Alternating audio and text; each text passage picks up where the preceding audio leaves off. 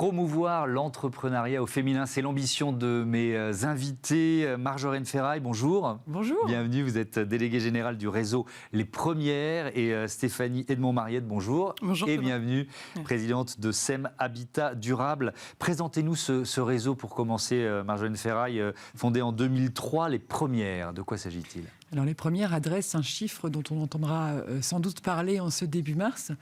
En France, il n'y a que 12% des patrons de PME et de TI qui sont des femmes. Et donc, nous accompagnons les femmes qui ont un projet de création de TPE-PME, un projet de développement de TPE-PME ou de reprise en incubation sur 25 territoires en France. Et nous accompagnons 1300 femmes entrepreneurs et équipes mixtes par an. Vous lancez une campagne pour promouvoir justement les femmes entrepreneurs. Alors, elle commence le 8 mars à l'occasion de la Journée internationale des droits des femmes, mais ça va aboutir, ça va durer plusieurs mois jusqu'à la publication d'un livre, 101 entrepreneurs. Comment ça va se dérouler ? Déjà, on parlera du livre après, mais cette campagne, quelle idée derrière ? Alors, nous, on trouve déjà que le 8 mars, c'est beaucoup trop court pour parler d'entrepreneuriat des femmes. J'ai toujours trouvé... Enfin bref, on peut débattre de l'intérêt d'une journée. Il y a des pays dans le monde où c'est très important, mais bref. On a décidé de prendre 100 jours pour publier un portrait par jour d'une femme à la tête d'une ETI ou d'une TPE ou d'une PME, avec des femmes au profil très divers, parce que l'entrepreneuriat des femmes, il est très divers. Des secteurs différents, des âges différents, des origines régionales différentes.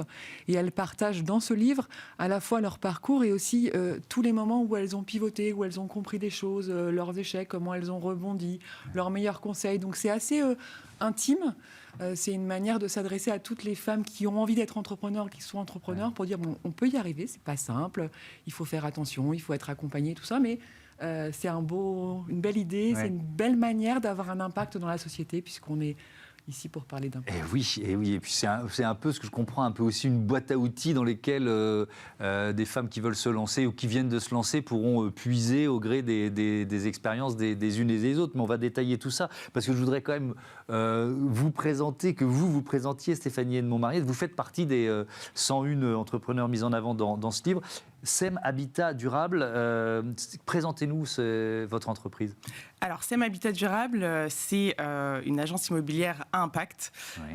Elle va aider les associations d'intérêt général, qu'on connaît tous, qui œuvrent pour loger, accompagner et sortir accompagner vers l'autonomie des personnes en précarité, donc des jeunes, des femmes isolées, des personnes sans solution de logement. Et nous, on va aider ces associations à trouver les logements qui correspondent justement à l'accompagnement qu'elles proposent. Et donc, on va s'entourer de propriétaires qui sont engagés dans la démarche, qui ont envie, en plus de rentabiliser leur investissement, de faire une bonne action. Et donc, nous, on les accompagne, on sécurise tout ça pour que tout se passe bien, que tout le monde soit content. Quelles sont ces associations partenaires qui vous accompagnent et que vous accompagnez ? Alors, les associations partenaires, elles vont être Aurore. Alors, c'est très peu connu, mais c'est une grosse association. Cité Caritas, qui anciennement était Secours catholique. On va trouver Groupe SOS, par exemple. On a une multitude d'associations, de grandes associations.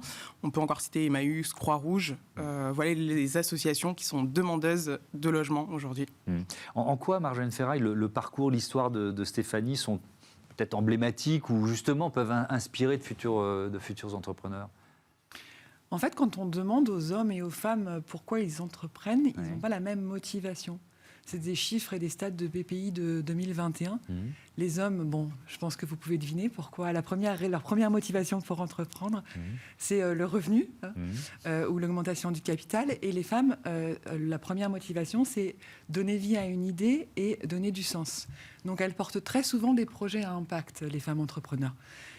Simplement, la question du revenu et du capital, elle est vitale, elle est majeure pour que les entreprises soient pérennes et pour que les femmes elles puissent donner de l'ambition à leurs projets. Il y a 67% des femmes entrepreneurs en France qui ne se payent pas le SMIC. Donc nous, ce qu'on travaille dans nos incubateurs, c'est comment un projet comme celui de Stéphanie, qui est formidable, via l'incubation, alors pour toi c'était en partenariat avec la fondation JP Morgan. Via l'incubation, on travaille le modèle économique, le business plan, pour que ce soit pérenne, pour qu'elle puisse être correctement rémunérée. Et du coup, ça donne de la puissance et de l'ambition au projet.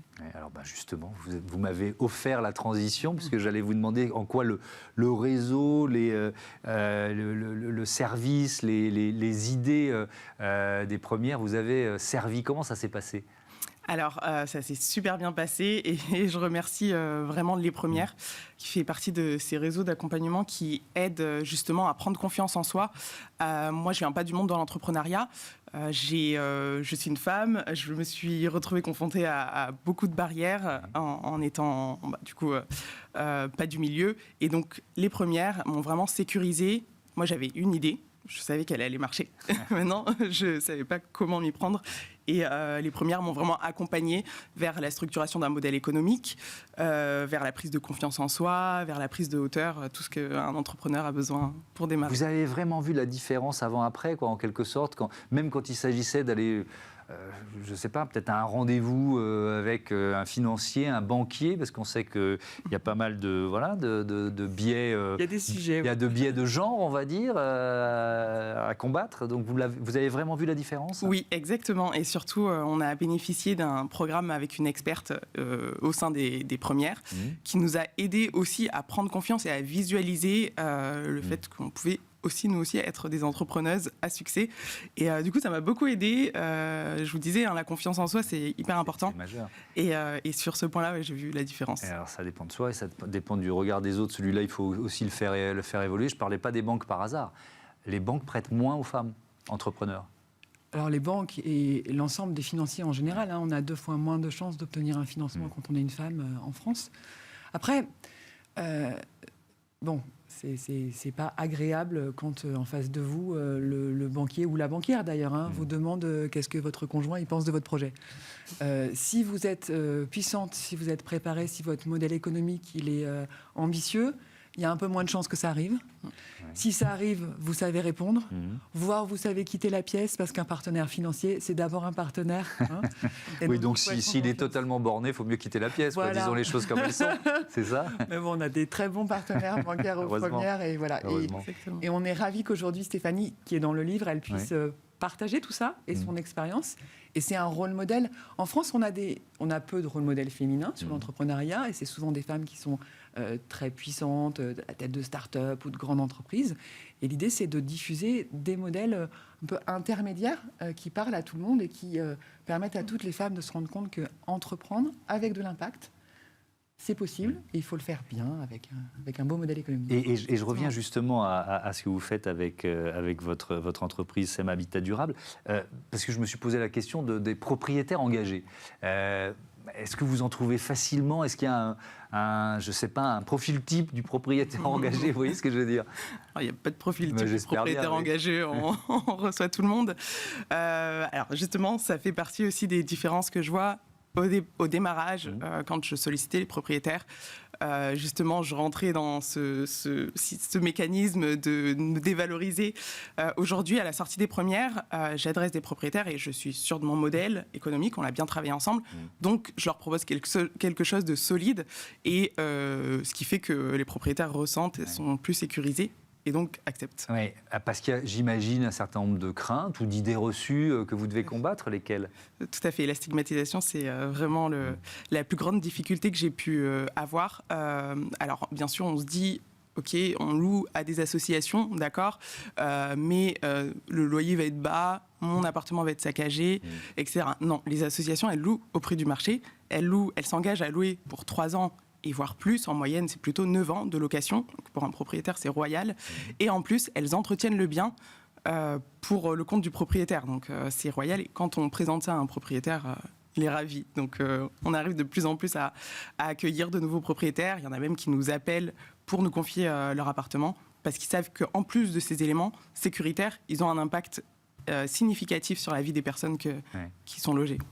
Comment on vous trouve, Stéphanie, pour les propriétaires qui ont envie de... Allez-y, faites la pub. OK, alors comment on me trouve ? Il y a le site internet qui est www.semhabitatdurable.fr. Vous pouvez m'envoyer un mail à stéphanie@semhabitadurable.fr aussi. N'hésitez pas si vous avez des appartements. Ouais. Je reprends le chiffre que vous avez donné vraiment en toute première intervention, 12% seulement de femmes chefs d'entreprise, de PME ou de ETI, d'entreprises de taille intermédiaire. Est-ce qu'il est quand même en progression, ce chiffre ? Est-ce que les lignes bougent quand même un peu dans notre pays ? Alors, il y a de plus en plus de femmes qui créent des entreprises. Le pourcentage de créateurs d'entreprises qui sont des femmes, ça évolue. Des femmes qui ont envie d'entreprendre aussi, ça évolue. Les femmes, elles créent beaucoup des micro-entreprises. Elles sont beaucoup auto-entrepreneurs. Donc, nous, on a vraiment envie de leur permettre d'exprimer leur ambition de manière plus importante. Vous savez, c'est un sujet d'égalité, l'égalité économique, mais c'est aussi un sujet économique. Et notre économie s'en portera beaucoup mieux. Voilà, absolument. C'est le CDE qui a calculé qu'on gagnerait 1,6 point de croissance si on avait une mixité entrepreneuriale en France. Ça se prend, je pense, 1,6 point de croissance. Surtout quand tu es obligé de faire des économies en milliards, en dizaines de milliards d'euros, parce que la croissance est faible. Donc évidemment, voilà une piste pour nos dirigeants à suivre et à mobiliser. Merci beaucoup, merci à toutes les deux d'être venues nous présenter le réseau Les Premières et SEM Habitat Durable. On a noté votre adresse, on sait où vous contacter. Allez, on passe à notre débat avec la Fondation Agir contre l'exclusion.